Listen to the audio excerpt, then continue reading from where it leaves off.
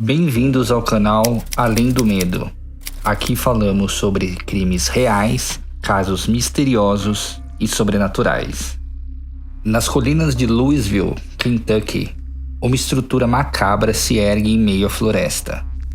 Construído no início do século XX, o prédio carrega uma história de mistérios, tragédias, torturas e mortes.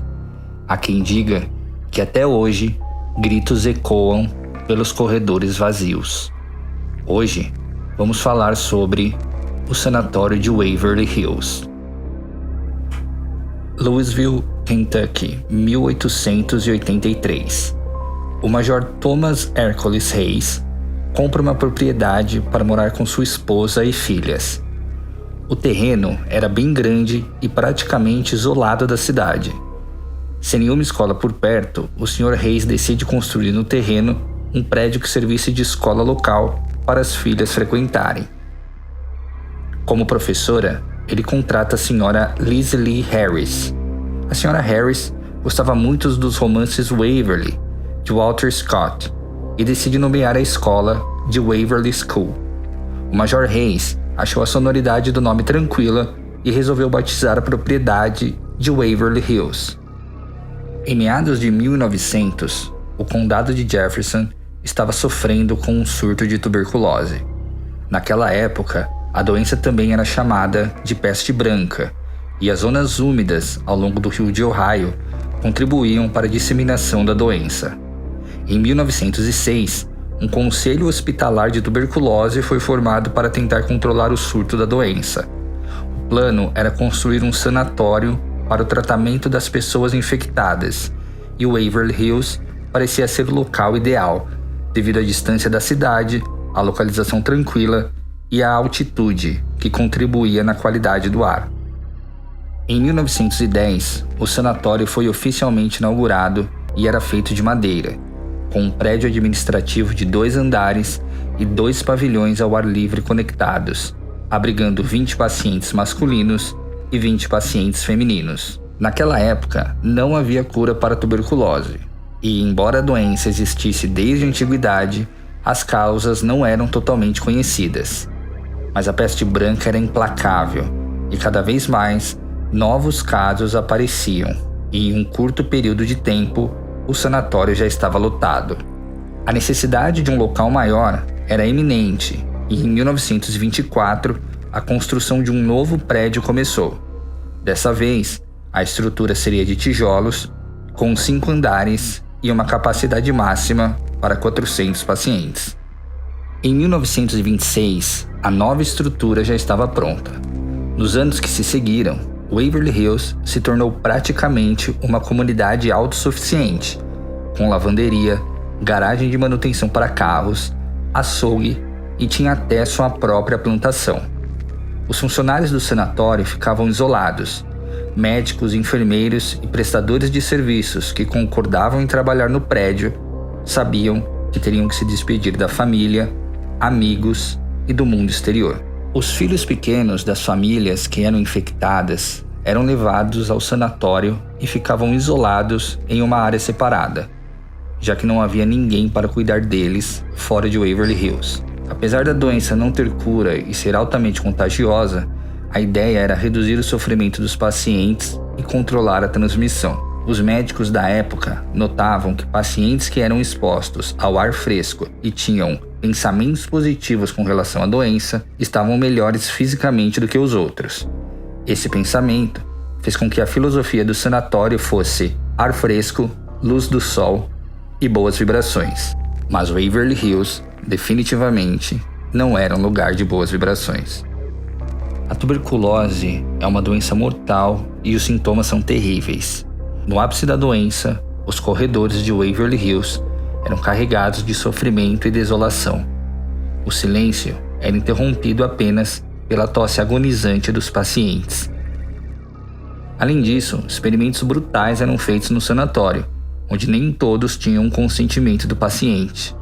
Um dos mais famosos era o pneumotórax, onde o médico inseria uma agulha entre as costelas do paciente até determinada área do pulmão. O médico aplicava uma sucção para drenar o ar acumulado, o que causava o colapso do pulmão. O objetivo era reduzir a pressão, permitindo que o tecido pulmonar se curasse, diminuindo a atividade da tuberculose. Outro procedimento muito famoso era a toracoplastia, que consistia na remoção de uma ou mais costelas para que o pulmão tivesse mais espaço. A cirurgia era muito perigosa e a recuperação extremamente dolorosa, já que envolvia a manipulação de estruturas torácicas, provocando dores absurdas simplesmente por respirar. Além dessas duas cirurgias, o sanatório também realizava outro procedimento chamado lobectomia, que consistia na retirada de parte do pulmão. Apesar dos tratamentos e das cirurgias, os casos de tuberculose só aumentavam, aumentando também a quantidade de mortos. Não se sabe exatamente quantas pessoas morreram em Waverly Hills, mas algumas fontes acreditam que ao menos 8.000 pessoas tenham morrido naquelas dependências. Era comum pacientes verem corpos sem vida em cima de macas, percorrendo os corredores do sanatório.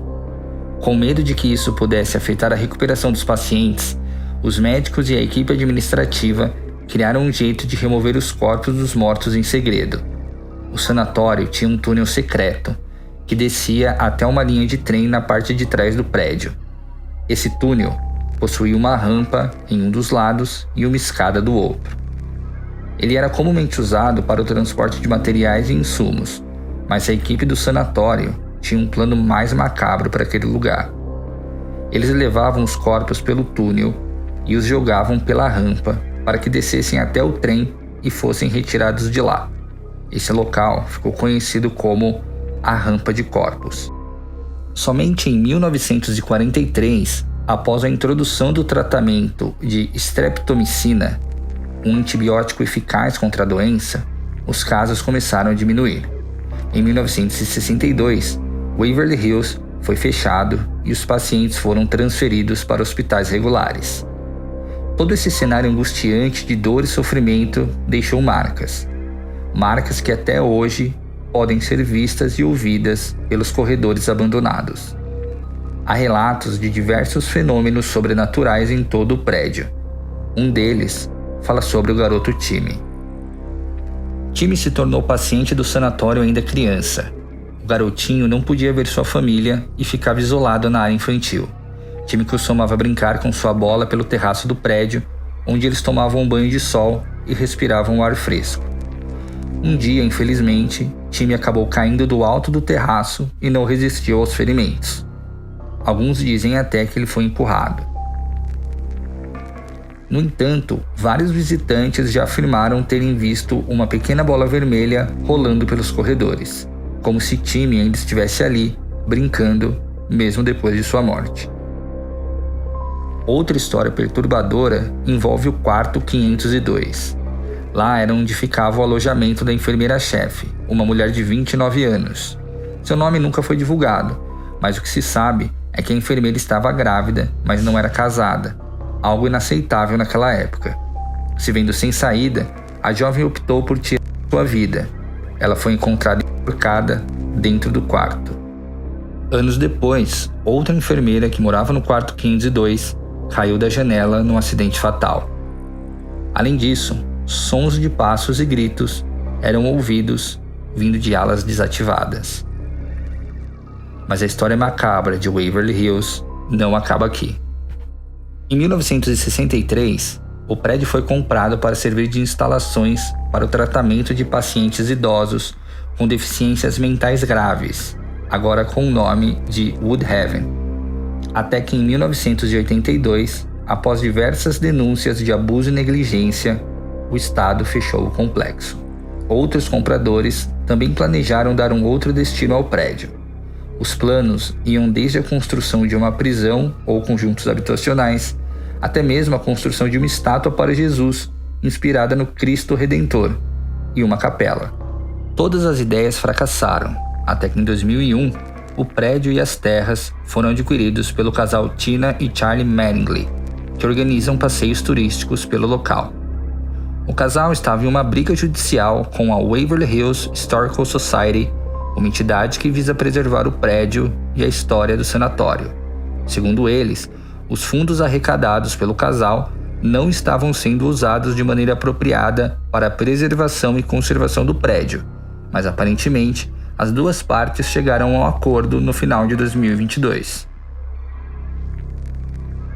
Seja por suas histórias verídicas de dor e aflição ou pelas lendas sobrenaturais, os que estão dispostos a visitar o sanatório de Waverly Hills, mesmo depois de tantos anos, ainda relatam uma sensação perturbadora e uma atmosfera de terror. Esse foi o caso Sanatório Waverly Hills. Se você curte vídeos como esse, deixe seu like e se inscreva no canal. Não se esqueça também de conferir os outros vídeos que estarão linkados aqui nos cards.